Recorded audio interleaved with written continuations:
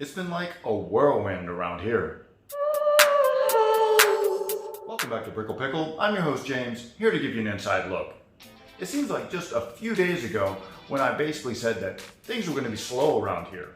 Well, I could not have been more wrong. We started the year with two major goals, marketing and making sure that we're legal. We know the legal stuff is going to be an uphill battle, but we haven't forgotten about the marketing. So without any further ado, what do you think? This is the first time that we've unveiled our logos. Right now we have two, but the pastel one's going to be our primary one. Everyone knows South Beach for its Art Deco, and Brickell's really turned into a metropolis. This logo is so Miami. But that isn't it. We still make pickles around here. I was able to get my hands on some jars, and I was able to get a crate of cucumbers from the last harvest. Right now we've got our simple dill product, but we need some other varieties to go with it. These are some of the varieties that we're working on. And I can't forget about this, we finally got them. Woohoo! Cucumber seeds! Now that you're all caught up, let's talk about our elephant in the room, these legal issues. I looked into this shared kitchens thing and reached out to a few of them, but as it turns out, only Commercial Kitchens 305 responded to me. So I guess that makes things easier, right? One and done. The future of Brickell Pickle rides with this place. Let's check it out. I met with Maria. She's the owner of Commercial Kitchens 305. I walk into this place not really knowing what to expect, but right away it took me back to the days of working in a restaurant. And yeah, I know it's a commercial kitchen, but I guess I just didn't really know what to expect. But I didn't expect this. This is the real deal. And that's not even the best part. The best part was talking to Maria. She was incredibly knowledgeable. As it turns out, Commercial Kitchen 305 was the first of its kind in Florida. It's been around for over 20 years. So that means Maria's done it all, seen it all, and worked with everyone. She heard our story and understood our story. We're brand new, we're trying to get off the ground, we're trying to launch. So she set us up with a startup package. Then she began schooling me. We're gonna need to get a state license. All inspections must take part at the kitchen. All food must be made at the kitchen. We're also going to need to get a food safety manager certificate in order to use the kitchen.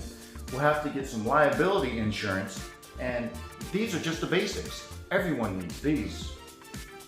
Then she started digging a little deeper. Were we going to sell these pickles to retail establishments, or were we going to sell these direct to consumers? Because that's going to affect the type of permit that we need to get. Did we have our labels? Did we have the nutritional information? As it turns out, there's specific information that has to be on the labels in order to sell this legally. Maria pointed us to where we could get our nutritional information for free. Who knew that selling pickles could be so difficult? That's when I found out that pickles weren't so easy. In this niche, as far as regulations go, pickles have to be the most difficult thing. That's when Maria saved us again. She was able to call a food inspector on the spot to find out exactly the regulations to sell pickles. If we're going to sell refrigerated pickles, then we must make sure that the words "keep refrigerated" are on the label.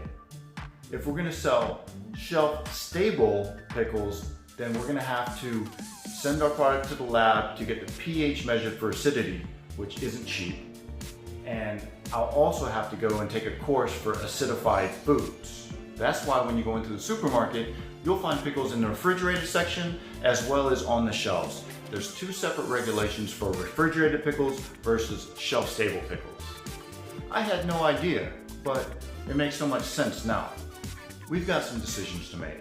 If we go the refrigerated route, well, that'll be cheaper, we could probably get started quicker, but in the end, those pickles will be more difficult for us to sell because we won't be able to sell them online.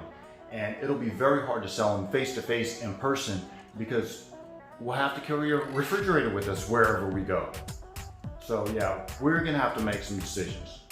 But at least we have some decisions to make. I can't thank Commercial Kitchen 305 enough, especially Maria. I'll put their information in the description section below.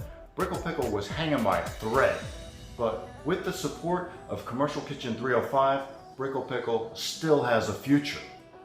This looks like yet another turning point for Brickell Pickle, moving from a small kitchen project to a bona fide commercial operation. You won't want to miss it.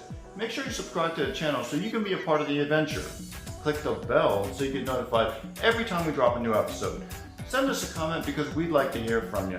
And if you like this inside look behind the scenes, let us know by smashing the like button.